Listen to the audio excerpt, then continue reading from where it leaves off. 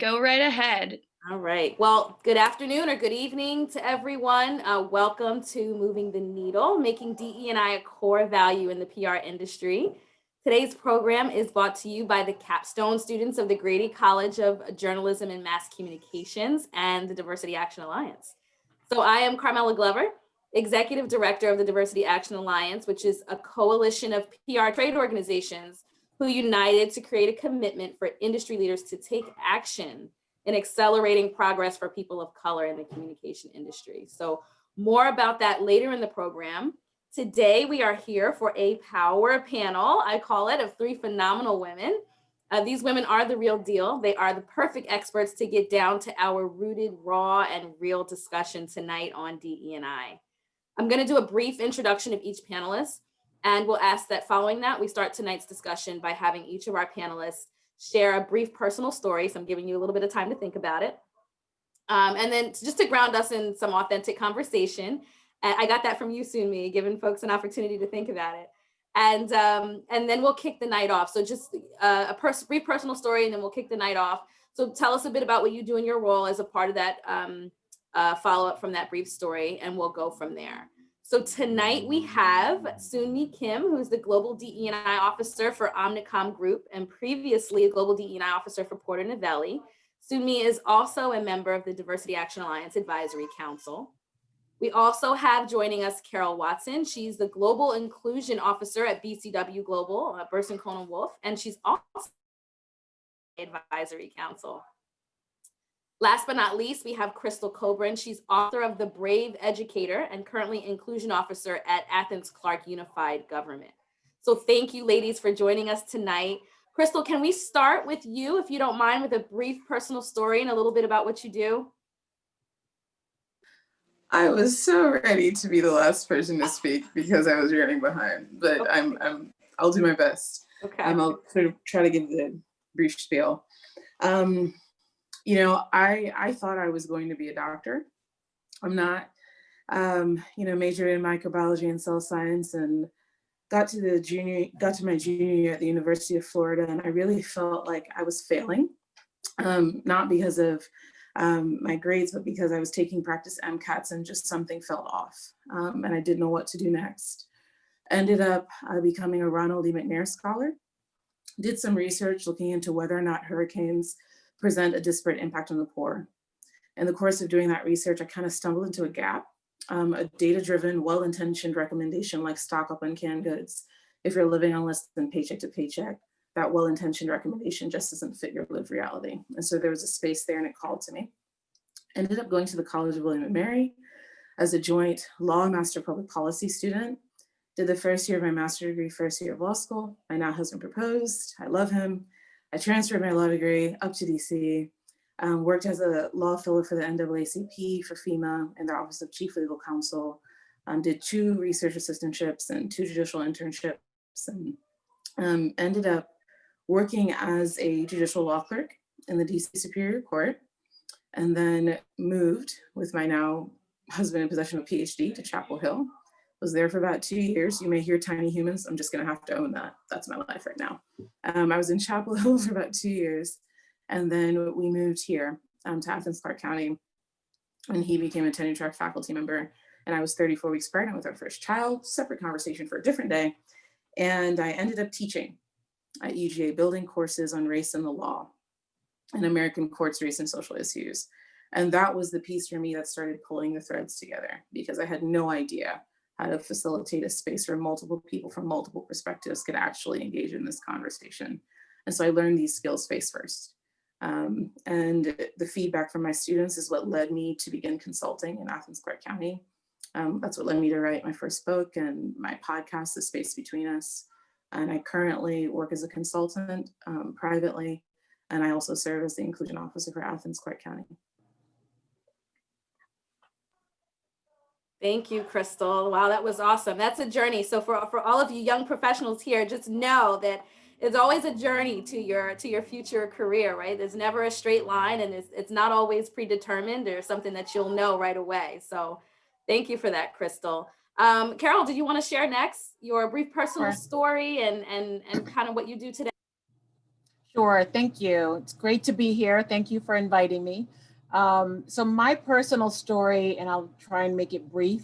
I was fascinated in high school by consumer behavior and what made people buy certain brands of cereal. And I thought I was going to be a brand manager in marketing because consumer behavior was very interesting.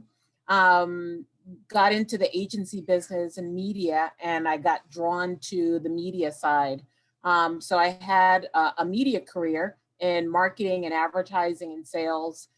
Spent quite a bit of, went from Essence where I got a glimpse of how messaging and communications and how images and inclusion really came to be before I knew anything about it or had an interest in it. But I found I was interested in other groups in diverse markets. I had a career at the New York Times for about 12 years. And the pivotal point for me was when it was time to move to another role.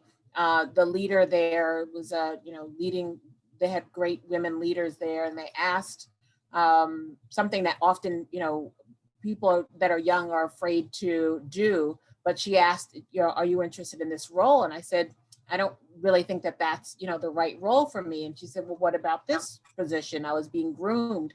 I said, I don't think that's, really going to be the best use of my skills. And then she said, well, what would be the perfect role for you, even if you don't see it? And I said, I don't see it here, but where I think I can add value is to have my hands in both the business and the content side and marketing and driving the creation of something, launching a product, launching a brand, and really being able to make a difference with something new, having my hands on both sides of, the church and state, as we called it. And that really identified the things that were interesting to me. So I was able to lead, as a result of that, their teen version of the New York Times, which made me think about, the teen market in comparison. Fast forward to Vibe magazine, publisher at Vibe, and then was asked to take over an executive search firm for the advertising, marketing, and the media space for multicultural talent. And that sent me on this journey of diversity and recruiting and unconscious bias training and coaching and organizational development. I did a lot of advising and counseling for companies previous to this, and when I worked with Working Mother Media. And one of the things that I realized is how critical communications and messaging is, and how culture is really impacted by who we see, what voices we hear, and the content that exists. So I came to BCW in just this past January. Feels like 7 years is the running joke. It's been a long, less than a year, but glad to be here. Thank you, Carol. There you go. Another journey. You never know where you're going to end up, and how the fate just lands you in a place that, is ultimately the threads come together, I think is the way Krystle put it. So thank you for that. Soon Me, how about you? All right, Carmella. First of all, I just want to say that my mind meld thing really worked, because you didn't know that I was doing this to you, Carmella. I was like, pick me last, pick me last, pick me last. And it actually worked. So yes. Well, the story that I'll share about me is about my name. So my name, I'm Korean, and the first part of my name, Soon, is something that each of my three sisters and I have. So my oldest is Soon Ja, Soon Jung, I'm Soon Mi, and my younger sister is Soon Baek.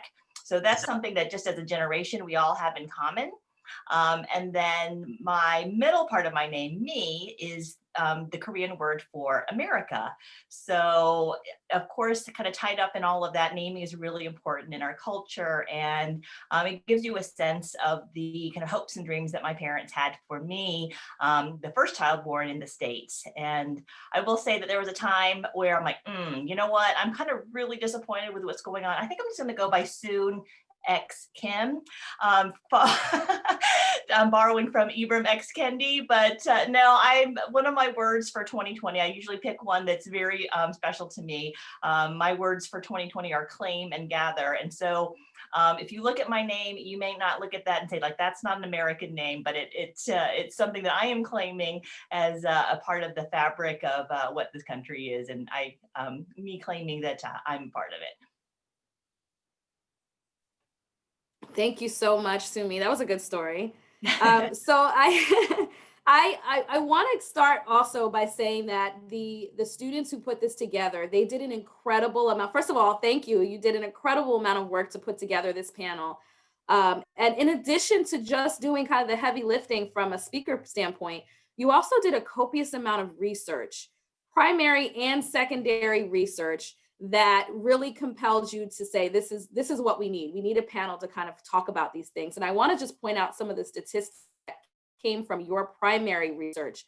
And that was that of a survey, a 40-question survey to about 70 PR practitioners around the nation, you found that only 64% of respondents reported to have gone through diversity training at their current or former jobs. And that agencies often portray diversity through their website images, or through their campaigns or through their advertising, but this does not necessarily reflect the workforce. And so the question I have for any of the panelists, just to get us started, is for emerging or young professionals, what can they do if they find themselves working for an organization that seems to be a little bit more performative in their DE&I efforts? What can they do to manage up from their seat? I can start. It starts with the interview and the process before you even get there. So one of the things that you should do is interview the company as you're doing the research, understand and look for actual proof and receipts of what they're doing across social media, not just in Heritage Months, but what are the meaningful things that they're doing? Look for what the diversity is in the company, and what are the actions that they're doing on social media, on their websites that tell a narrative, that tell a story. Also, when you're, sometimes even the job description will give you a hint of what they think and how they value, how they approach the interviewing process. Are they asking you about your preferred pronouns? How are they accommodating you for that interview process? Who is on the interview panel? What are the things? Ask them about how they support employees. Ask them about, do they have employee resource groups? Do they have mentoring? What are they doing? What is their narrative? What is their story around diversity and inclusion? Think about that when you're asking those questions and interviewing the people throughout. And look at what the onboarding process is, and do they have ways for you to get involved? We have what we call think tanks as part of our diversity and inclusion strategy. So there are 5 think tanks: recruiting, professional development, client solutions, cultural insights, and community and purpose. And any employee can raise their hand and say, I want to be part of how we drive diversity and inclusion in this organization. And so you want to look for signs that they are doing actionable things in a meaningful way. I can just add to that. First of all, I too want to just thank everyone who put all of this together, and just the preparation I think has been really fantastic. And even some of the sample questions that were thrown out, like, wow, this is such a great group. But I think it's such a good example of this generation. And what you're bringing as you come into the workforce, the questions that you're asking, your expectations of the kind of places that you want to work at. And for anyone that's trying to attract like the best and the brightest, they're going to be very interested in the questions that you have. So, I think this is very much an activist generation of folks that are coming into the workforce, and they just know their stuff. So I run a mentorship group on Monday nights. Carmella, you were so kind as to join us for our very first one for the second cohort. And we usually start with an icebreaker question, but they're not light at all. I mean, people answer very deeply. And so one of the questions that we asked was just around like, what's an issue that's really important to you this election? So without really being political, but there's so many issues that are important. And wow, I mean, this was, it was just off the cuff. People are so informed. They feel really deeply about a lot of issues and very broadly, very empathetic in terms of what folks have experienced and what just the kind of higher order expectations that they have. So what I would say, just to echo some of the things that Carol said, is just to ask the questions. I think people will be really impressed by them.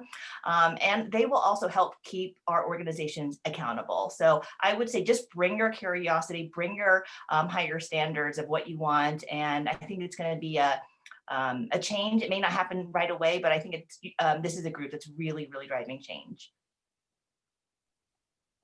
Completely agree. I think there's a lot of wisdom in both pieces that were just shared. And the only thought that I think I would add to that is, looking for organizations that treat diversity, equity, and inclusion like a journey and not an event. So there's a really big distinction. It sort of goes back to your use of the word performative, Carmella. There's a really big distinction between saying, so here's what we're going to do because we want to make sure we're kind of checking the boxes, even if we're not sort of thinking using those terms. We want to make sure that we present in a particular kind of way versus the journey of navigating through, which means doing things like asking hard questions and being willing to wrestle, being able to take action, but also self-evaluating, being willing to acknowledge we don't have all the answers. We don't know how to do this. Being willing to talk about the reality of what diversity, equity, and inclusion dialogue is like within our culture, which is, I think, probably fair to say, utterly chaotic. But there's good reason for that. We don't yet have a shared language around diversity, equity, and inclusion.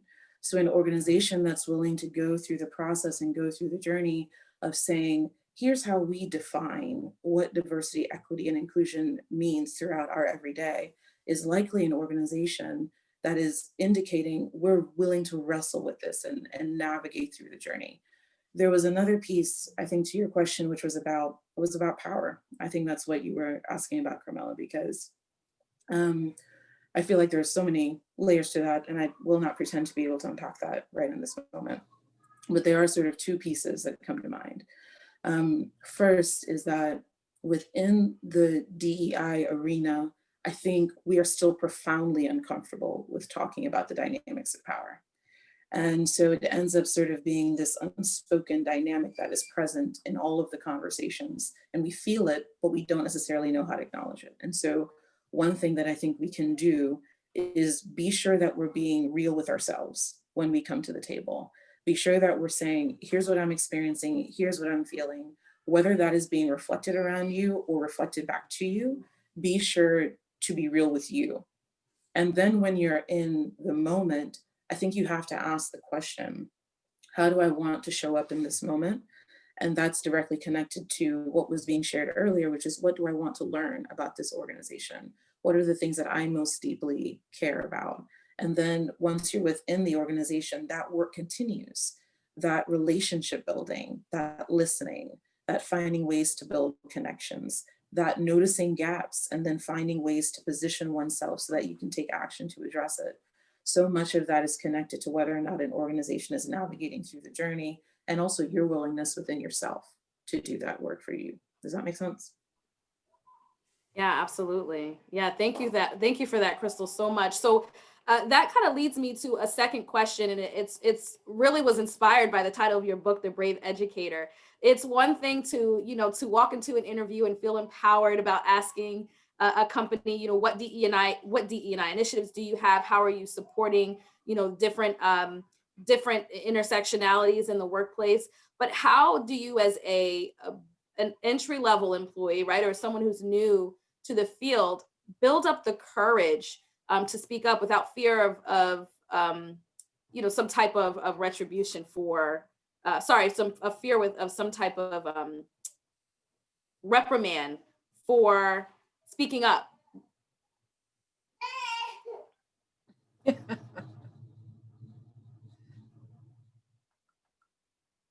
Carol, were you going to start or do you want me to? No, I was trying not to be a first person hog, so I defer to you.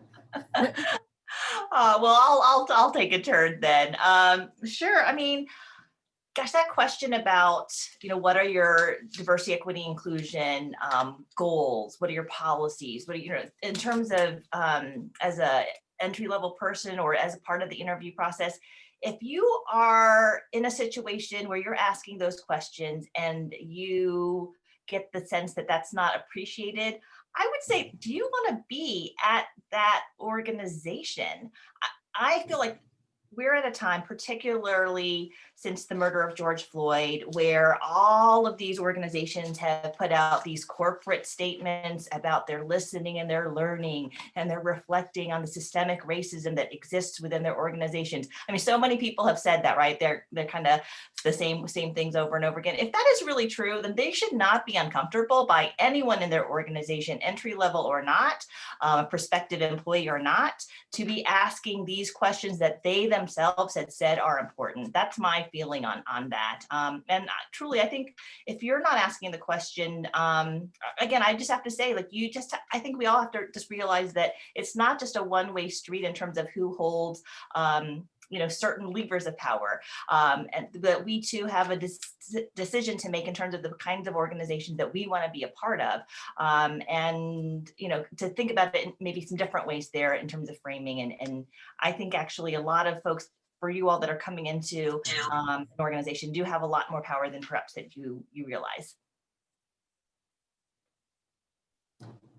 So I'll just jump in with a couple of things. That the industry won't get more diverse unless we start from the middle, but most importantly, starting from where you are. So there's a lot of power in practicing now while you're still in school, being an ally, being an upstander. And so one of the things that we know about this work is that you don't have to be a communications major to do really well in this business. There are many people that may not be aware and may not have had the privilege that, and not even having seen anybody on this call. I can only see Carmella. I don't know what your privilege is, but you have privilege. So just being on this call is a source of privilege. So there are things that you're empowered to do now to reach out, reach across, find other diverse people on campus that are in your community, that are peers, that are on LinkedIn, that are in different groups, and bring them into the community of communications and share with them what they can do and what the opportunities are. If each person reaches to find yet another person that may not be exposed, healthcare is hugely growing and powerful, and we can't find enough science majors, biology majors to bring into this industry. So reaching out, public policy, law, people that do journalism and government, there's so many different areas where we can reach out and find people that look different than us, that have a different background, and pull them in as an ally, as an upstander into this work. And then the other thing is that inclusion is very much should be embedded in everything. And the most powerful thing that you can do is ask the question out of curiosity. So we believe very much in a growth mindset, being curious, being open. So asking a question out of curiosity.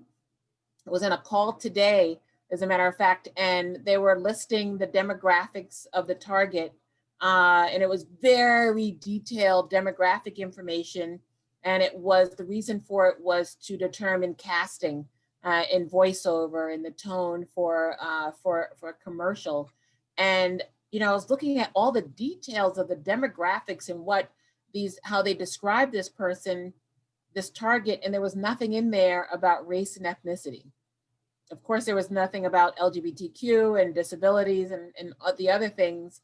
But just asking the question, you'd be amazed at how I'm curious. I wonder if, assume positive intent. I noticed that we haven't thought about this. It may be an influencer campaign. It may be where they're doing media. But there are a lot of misses that we all can play a role in. and embedding inclusion in the communications process. So those are two areas, both bringing people in and your everyday, who you want to buddy up, your peer mentor, and who you can pull in, because we need all of you to pull in more people that look different, to make sure that we can recruit and bring them into the industry. Yes, I keep hearing things, so I'm just going to say yes. Again, the only thought that was coming to mind as I was listening is the skill of practicing understanding the difference between your reaction and your response. And so in this line of work, I have to hear a lot of things that are very difficult to hear. As a facilitator, that's my job, is to create a space where people can begin to verbalize things that they might be otherwise afraid to say out loud, so that they can begin to become equipped with the tools that they need to do the work that needs to be done. And that means that I hear a lot of things for me at a personal level that I would find profoundly and do find profoundly disturbing. But sorry, a tiny human was at the door and I was just about to mobilize there. But as a facilitator, it's not about me, right? So there has to be something when you find yourself in the space that you care about so deeply that it helps you to continuously engage. And in those moments when you notice something, it's really important to distinguish and decipher between your reaction, which I always feel the reaction, that will never go away. I feel like a vehement reaction, but then I need to pause to choose my response, because the direction of my response has the ability to shift the direction of the room and to shift the direction of the conversation. And within an organization, in order to do diversity, equity, and inclusion work sustainably, it cannot revolve around one person. Pardon me. Thank you, Krystle. Okay, so I want to, I'm hearing themes of mentorship. So Sunmi, you talked about Mentor Mondays that you do, and Krystle just mentioned like peer mentorship. Can you talk about the importance of mentorship and what it really does for all professionals, really? And then how can one go about finding a mentor organically without seeming like it's an opportunistic, I'm looking for a mentor and that's the only reason why I'm sending you a note on LinkedIn, right? So how can any professional really go about finding a mentor, and what's the importance of mentorship in the profession? Sorry, Carmella, was that directed at me or? It was whoever. I mean, I heard both you and Krystle give themes of mentorship, so anyone can really answer. All right, well, let's let Krystle go first, since Carol and I don't want to be the first time hogs, right? Okay. So Krystle, I It's know like you a stepped away for a recurring second. theme. I sit down and I'm like, it's time to go. Okay, so finding mentors. I mean, here's what I'll share. I'll share what I tend to look for when I'm looking for mentors. This is going to sound strange, but it's shifted over time, and I've kind of shifted from looking for mentors to pursuing connection, if that makes sense. Because when I was going through school, it felt, so many things just felt sort of performative, right? It wasn't necessarily my personality or my demeanor, but these are the things that apparently I have to do, right, in order to succeed. And then over time, I began to realize that the relationships that sustained were the relationships where I was showing up as myself, and where the person on the other end had the ability to show up as themselves. And so it was not transactional. It was not, I'm coming to you because I want a thing. And, sometimes we treat people like they're kind of like a machine, and I want this thing from you. And people feel that immediately. And there are a lot of really generous people out there who will still give very generously, but one must be able to protect one's energy if one is going to be able to sustain. So there's a real difference between just sort of I am more than willing to help you versus forming a genuine connection where both people end up learning from each other. And so I think that shift in mindset can be really, really helpful. Another thing that I did not realize early on, and now that I'm in the position to hire people, I see it with so much more clarity, and I learned it the hard way, is always remember, you never know who you're talking with. You never know. And that might sound like a really simple thing, but truly, you never know who you're talking with. And we are in a culture that sort of assigns various values to various human beings, and a lot of it is unspoken. But we as individuals still get to make a choice about how we're going to treat people and how we're going to choose to see people. And often, some of the people who have done some of the most extraordinary things are the ones who are talking about themselves the least. And they're sort of right there. They're right there. And these are often the people who have learned how to see people and who have learned how to listen. And if the starting point for building a relationship is, I have to prove something, or I see your status and I want it, then again, it tends to be more of a dynamic of pushing away the exact thing that we're trying to connect with. So powerful. I'll so just true. add to that. I believe that mentoring is about building relationships, and it shows up in a variety of different ways. So pivoting from and reframing looking for a mentor, and I totally agree with Krystle, it's looking for a relationship, because mentoring, I believe in the mentoring moment. Sometimes you don't know someone was a mentor until later on, and you look back and you're like, wow, I remember we had that one conversation that they probably don't even remember, right? But it was what you needed to hear, and it changed you. Your job at that point is to reach back and do that for someone else, by the way. But to find a mentor, and you'll hear me say this all the time. I realize somebody asked me my superpower. My superpower, I would say, is my curiosity, culture curiosity. So asking a question, the art of asking a question, especially in this business, really lean into that and be curious about whoever it is. What do you want to know? Not their journey, not what you can find out on LinkedIn. That's okay. But what did you read that you want their feedback on? Did you read something? Did you hear something? Did you see something, whether it was a brand or a company or a perspective that you want their opinion on? That's the fun conversations to have if you're someone that people ask to be mentor. And you start with that. It's that moment, and then see where that goes. And then it may be something else that you're struggling with. I'm trying to figure out, between this job and this job, or I'm struggling with this conversation, would love your feedback. People love to respond to that. That's much better than, how did you get where you are? Because we want to be able to have some meaningful, juicy conversations.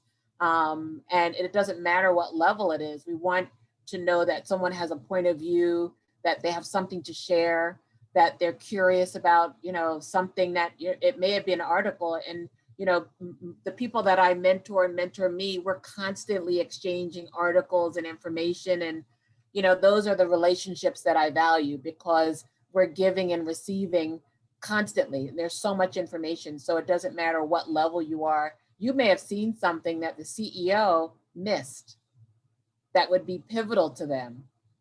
It's very gratifying to get something from someone. I saw this and I thought of you because blah, blah, blah. And I thought this may be interesting to you. That stays with you. And that becomes the start of the relationship. So think of it, I wish we could just take away the word mentor, because it's, especially for young women in particular, it's so much pressure to find and to expect. And if you don't have one and you feel like you're missing something, it's not about that. It's really about, how do I start to build meaningful connections and relationships that really last your life?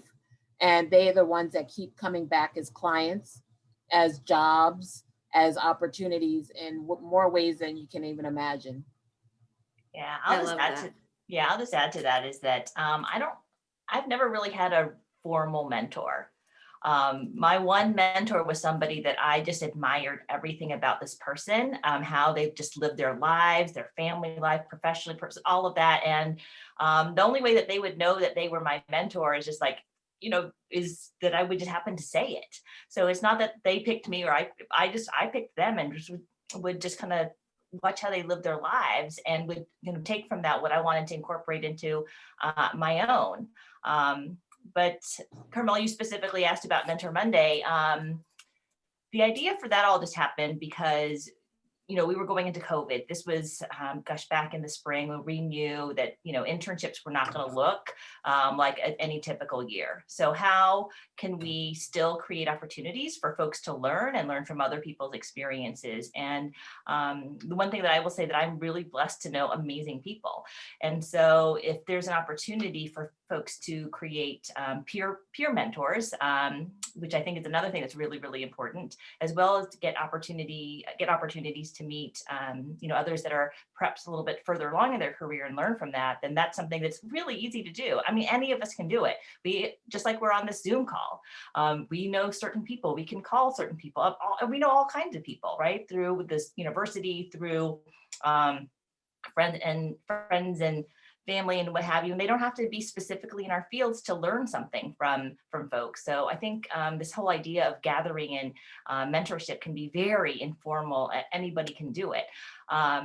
But again, the idea for all of this is that, I personally did not have mentors other than kind of people like, I secretly choose you kind of a situation.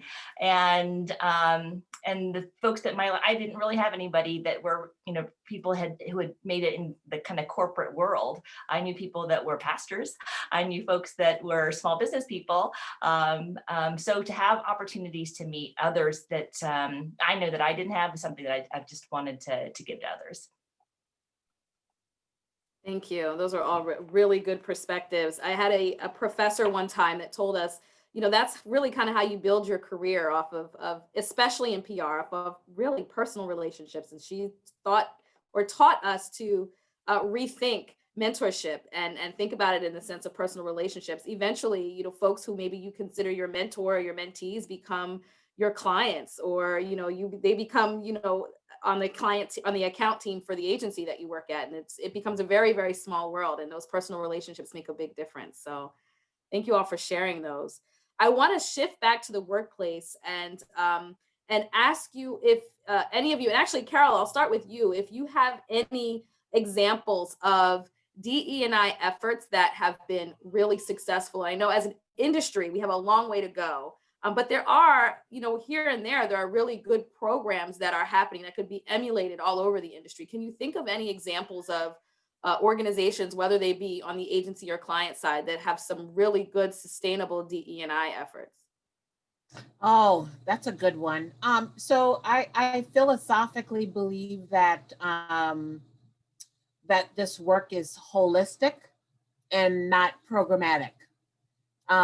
So there are pieces that are helpful. So the ad agency business has a program called MAPE that,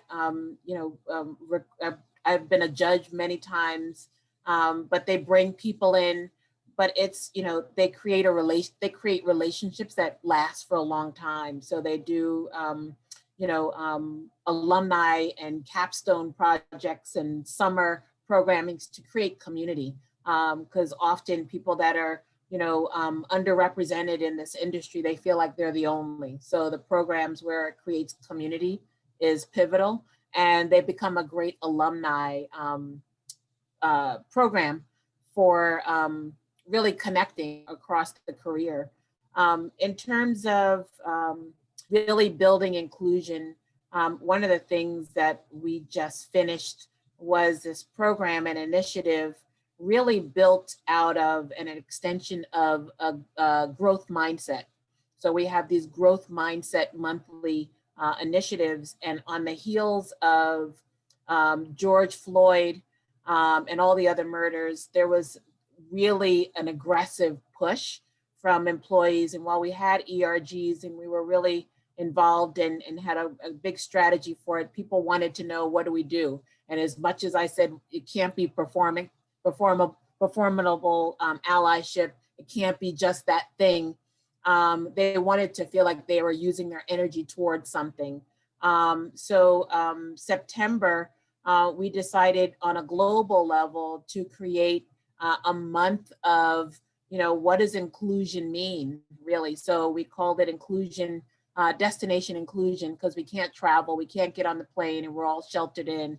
So we wanted a way for people to not only share the resources that they were already doing, but also to crowdsource different topics and make them their own and to own it in a meaningful way. So we did 4 different weeks. We did communication style to really learn about the different communication styles across cultures. Even if you're born and raised in the same area, your style of communication can be very different. So it's critical that we understand that dynamic of low and high context. And then the second week was allyship and being an upstander. We talked about power and privilege. And the last week was subtle acts of exclusion. And we allowed and encouraged weekly editors and producers to make it their own with mini courses. There are 12 LinkedIn articles. So if you look up BCW Global, you'll find the 12 articles. And it surprised me how people at every level found a way in. My executive assistant is a music person. And we were like, how can we talk about inclusion through the lens of creativity? And so he said, oh, let's do a playlist of like, what are those songs? And we got contributions in from all over the world. And then I found out you could like have your own playlist on Spotify. So, which I thought was really cool. So if you go on Spotify, there's a destination inclusion playlist, and there's songs from all over the world that really meant inclusion to those people. But to hear, we did a pre and post assessment, and to see how having those conversations, we had 21 micro actions, we had, video from leaders. The expectation was that people would have a little bit more awareness, but to see how they, shifted their knowledge around topics and, found ways to have conversations on teams, changed how they talked about with this topic with clients. It was really interesting how when you bring people together and you give them a path and a way in, how they can own these topics, because there's tons of content, right? We have tons of content out there, but creating a container for conversation and permission to have and engage in ways to make it your own, I think was very powerful. So, I encourage, other companies and people to do it, just to create in a way that's meaningful for you. Got it. You mentioned allyship a couple of times, and one of the questions that came up in the prep was, how can someone genuinely be an ally and really do their due diligence in understanding someone who is different from them? And this, you can be an ally for any aspect of diversity, right? And so how do I be a good ally in the workplace, or even in my school, as a student, as I'm coming up with those who are going to be my colleagues in just a few years? So how do we be good allies, and what does that mean to be an ally? Yeah, so I'll say a couple things. I know Krystle and Sunmi have quite a bit to say about the topic. A couple of easy things, right? So, learning is not just what you're given academically, but we all are on a learning journey forever and ever and ever and ever. And so taking yourself on your own learning journey, and there are gazillion, there's more than enough content. There's tons of podcasts. I'm a big podcast fan. There's one that just started today. I don't know if you guys have heard about it. I was curious to see how it is. HBR has one called Race at Work that they just launched. But there's tons of things to just listen, just to build your skill, build your competency. So take on your own learning journey. There's a great book called Culture Map that gives you a sense of how different countries make decisions, schedule, have disagreements. That's part of your learning journey. And then find a buddy to connect with. There's a woman in India that I claimed her as my culture mentor. And we have these monthly calls just to talk about politics, caste system, LGBT, like everything, no structured agenda. LinkedIn, Facebook, they're great ways. There are plenty of people that would love to be a culture mentor, like so that you create a safe space to ask questions that you may not know about, that you may feel uncomfortable about. You know, I know, you know, Instagram is such a big deal. Just find somebody you find interesting. Like, hey, I had this question about this. Can we kind of agree to have this relationship in that way? And then in terms of mentoring, in terms of allyship, I'm sorry, it's being attentive to what's happening in the space around you. So standing up for someone, just asking a question. You know, if someone says something and they're not heard, you know, back them up from it. If it's a meeting and or a project or whatever, have that one-on-one and have their back when you go into that presentation, so that they're supported. If they have an idea, hey, I have your back, I'll support you in pushing through that idea. Or if you felt like they weren't heard, you can do it on the back end, on the tail end of that as well. So there are a variety of ways, but you have to be attentive to your own surroundings and others, to think about and take a micro action towards just doing something to support.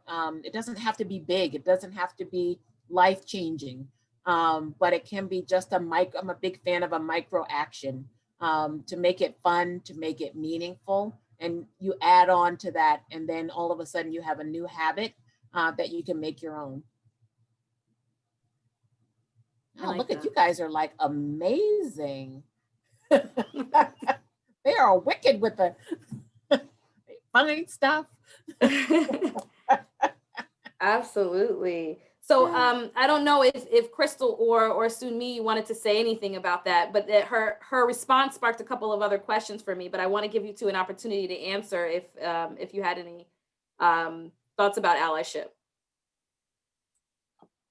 Well, one thing that I'll just add is just in terms of allyship, I mean, I think that idea of being an ally, it's a relational word, right? You just can't be that on your own in isolation.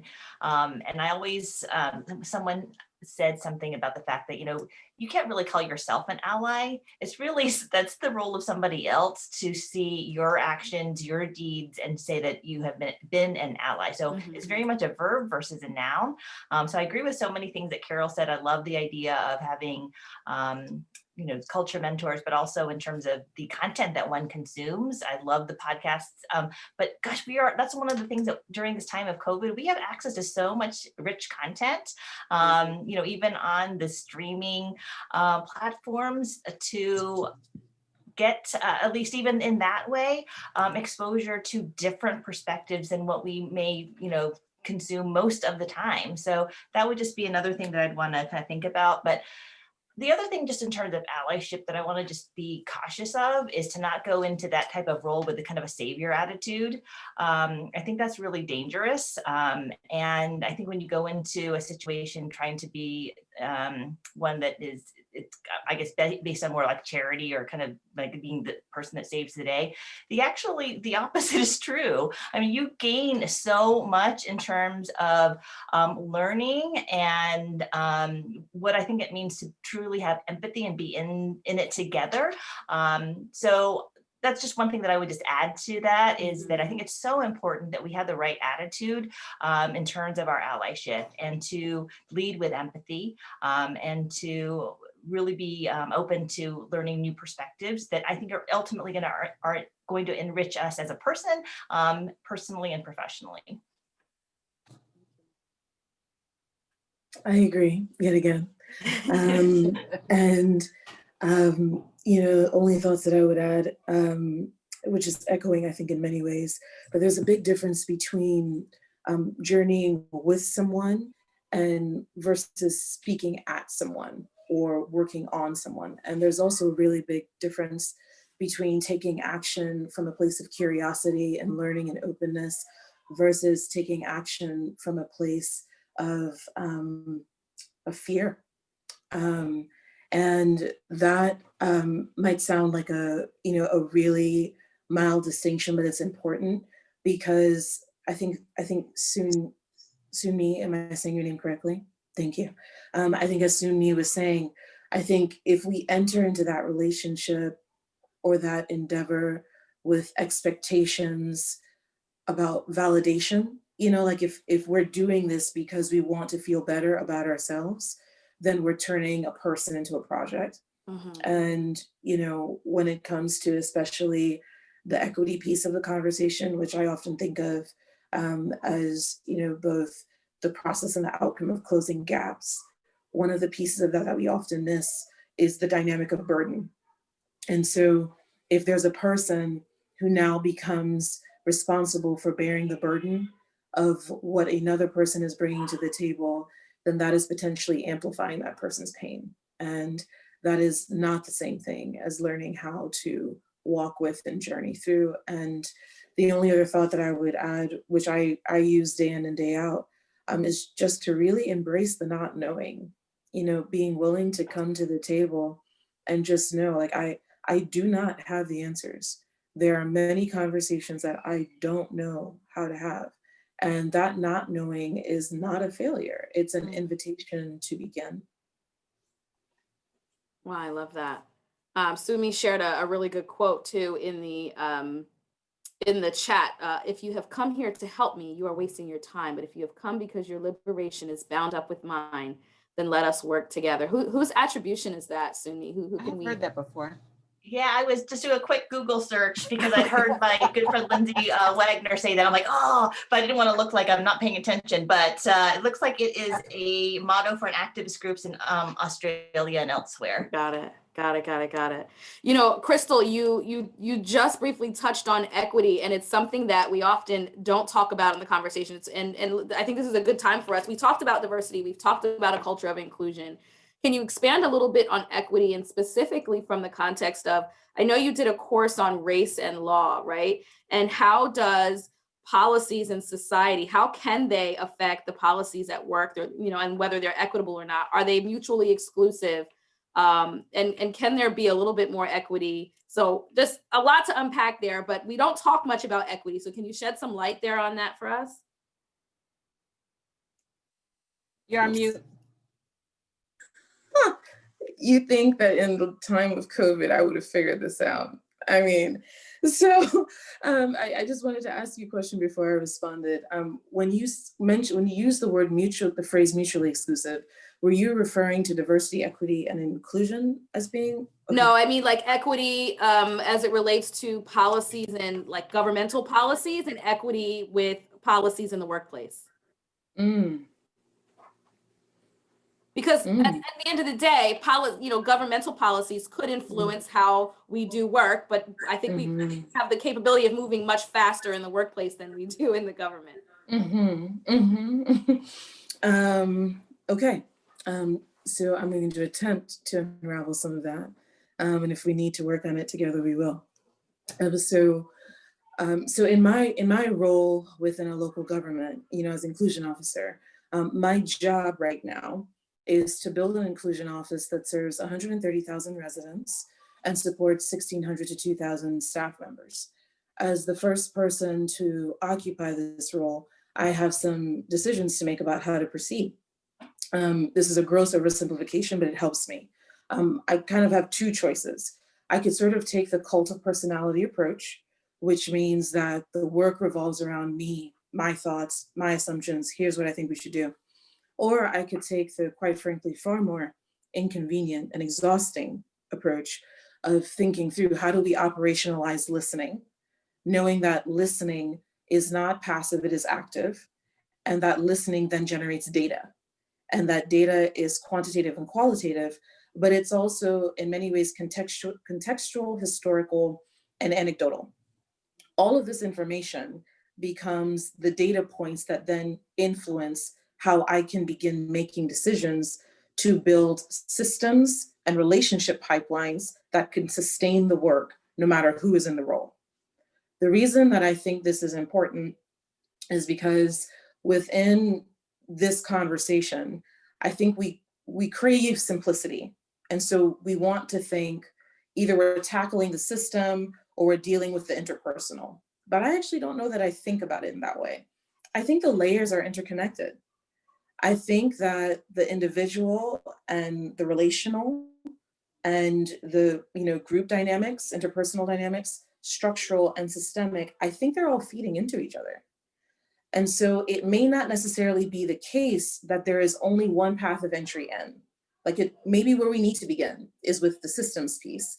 But sometimes the interpersonal piece, sort of going back to the examples that Carol was sharing with regards to those micro shifts, you know, those tiny steps that we can begin to take, that shift in awareness can then influence how we relate.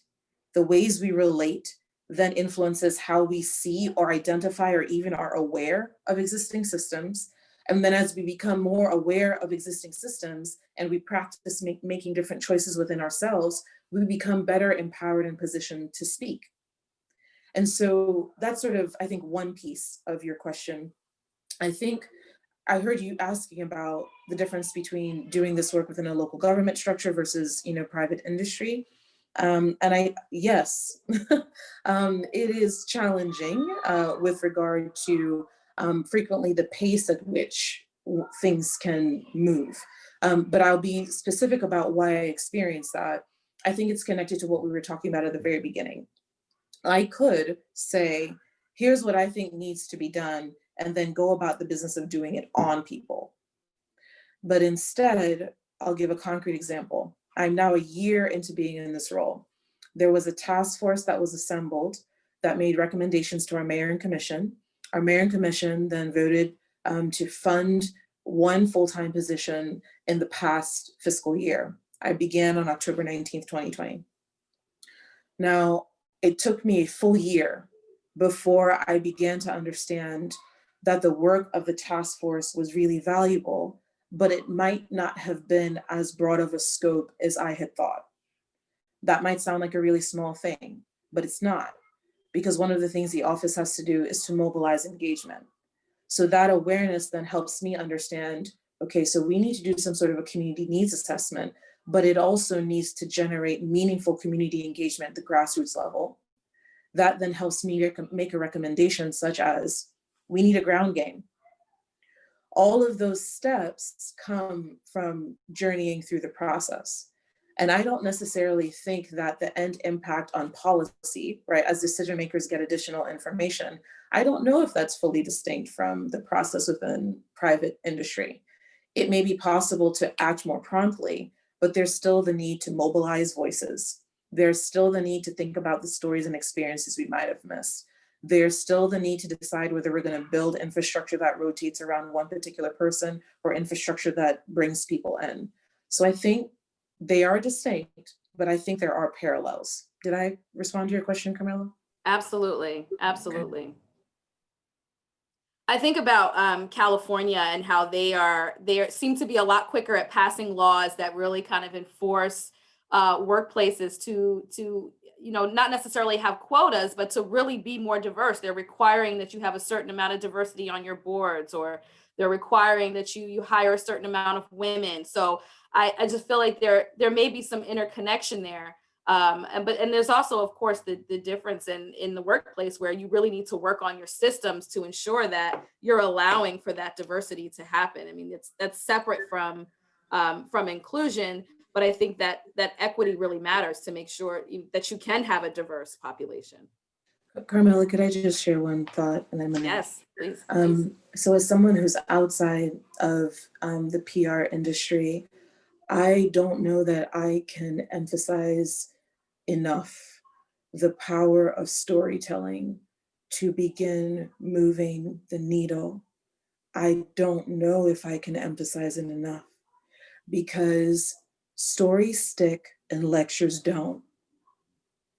And so when we're talking about diversity, when we're talking about inclusion, when we're talking about equity, these are conversations that for many people, they just feel floaty, right? Like we don't know what the words mean. We don't know how to make them actionable.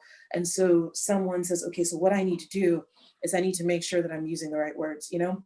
So we're going to sit down at the table and we're going to talk about diversity and the impact of microaggressions on people who identify as being intersectional. And we're going to make sure that we have all the right words and all the right language down, because I'm a good person and I want to do the real work, but people don't know what that means. And so the storytelling, which I think your industry, the PR industry, you are in a prime position to tackle that piece of things. I cannot say it enough. when you see policies that disturb you, I just truly encourage you to know that the stories that go across our screens, the ads that we see, the messages that we get sent about whose voice matters and whose voice doesn't, the messages that were sent about who has to be the side character and who gets to be the central character, the messages that we get sent about whose pain needs to be paid attention to, whose pain is urgent and whose pain has to wait. Those messages are directly connected to all of the decision makers who are elected, who are then making decisions and then shaping their own messaging that they take back to the electorate. So I'm sorry I feel very deeply about that, but I just wanted to be sure to share that thought. Thank you. No, thank you for that. Yes, snap, snap, snap, snap on that. I know you're getting some amens over here, Krystle. Yeah, I'll just add to that. I so agree because I have a little sticky on my monitor. It says, we learn narratively, not didactically. And I think I'm so glad, Krystle, for you pointing to that, because these are all communications majors. I understand PR communications majors. And yeah, our stories are so powerful, and there's only so much you can do, and you can't legislate love, right? We can create policies and programs and things like that, and they're not unimportant. But the other part of this is, I think we can't ignore the heart part of this to help drive change, that diversity, equity, inclusion must be really personal. And so that's when, the energy may, wane here or there. If it's not personal, then you're not going to stick with it. And so anyway, I'm so glad that you brought that up. Oh, Carmella, you're on mute. Of course, I did it again. We are getting close to the end of our program. I do want to invite the attendees. We allotted this time from 7 to 7:15 for attendees to ask any questions they might have of our panelists. While we're waiting for a few questions to come in, I did just want to share a little bit about the Diversity Action Alliance. The purpose of the Diversity Action Alliance is to bring together the leaders of the PR and communications industry to really inspire and empower them to do action. So we've over 200 PR firms and corporate communications organizations who have signed the commitment. The commitment has a really snazzy acronym, ACT, and that stands for Adopting Best Practices, Championing the Cause, and Tracking Our Progress. And we are really using the DAA as a tool to hold the leaders accountable. There's always going to be a groundswell from sort of the employee workforce, and they're, especially as millennials and Gen Z penetrate the workforce and become, over 70% of the workforce in 2020, and demand that their organizations share their values, right? Or at least express and espouse values of humanity. But it really needs to come from leadership. And that's the point of the DAA. Not only do we want to hold them accountable, but we want to empower them with the tools they need to move these things forward. So you can learn more about that. Thank you, Eilish, for putting the website in the chat. You can sign up as an individual. You can sign up as a student. You can sign up as an employee at an organization.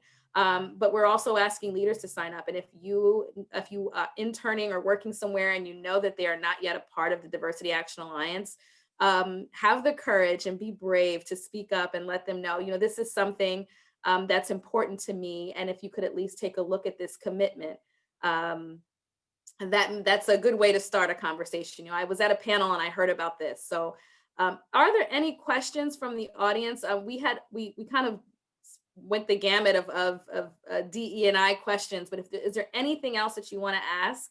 If not, we have a question from Sol Yi Kim. Am I saying that right?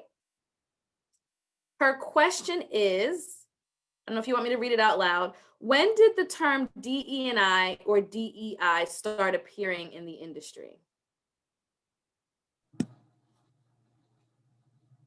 I don't hold me to, I was hated history because of the dates.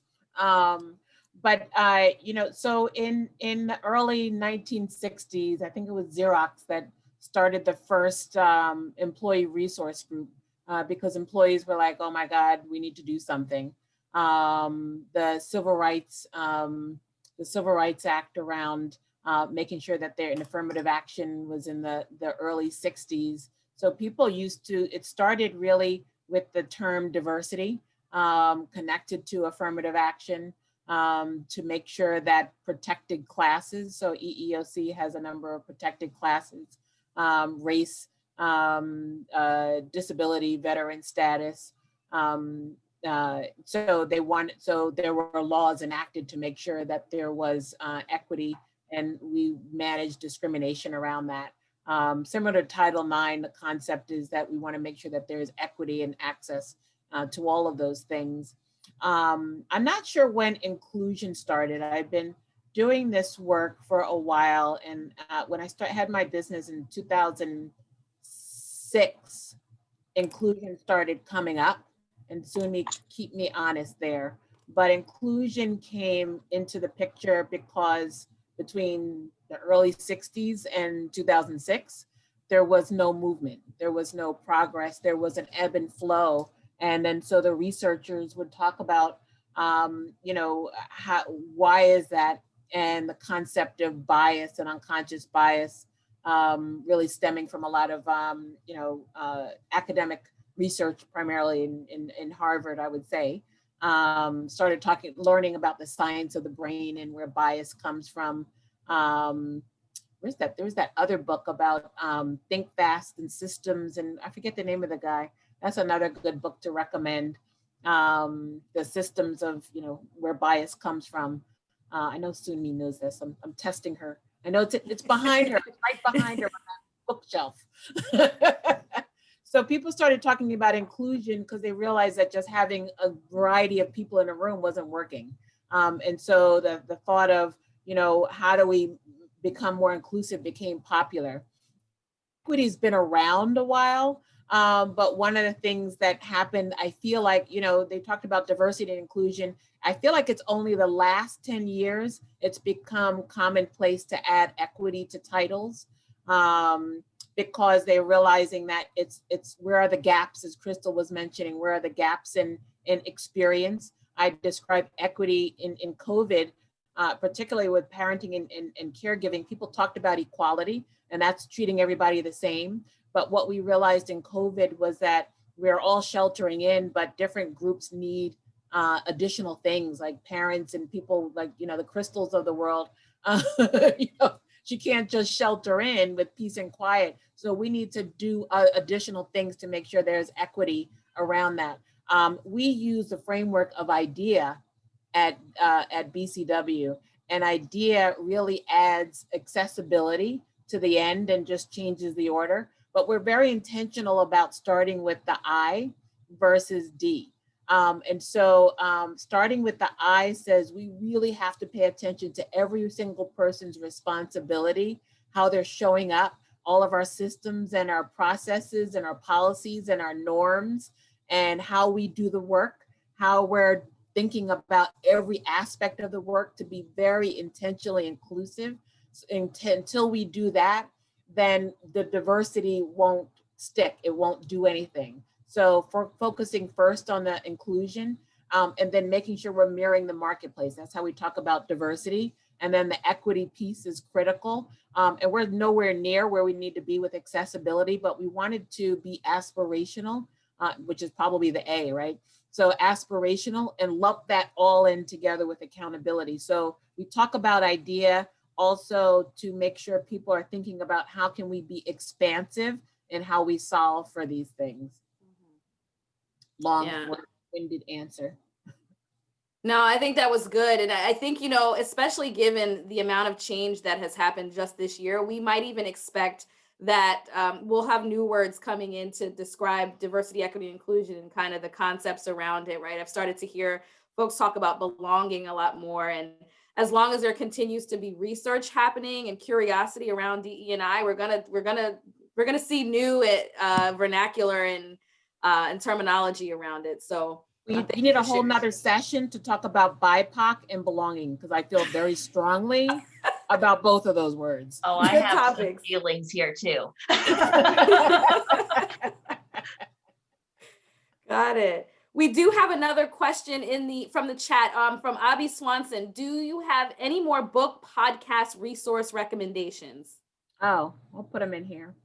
Okay. Wonderful. My favorites.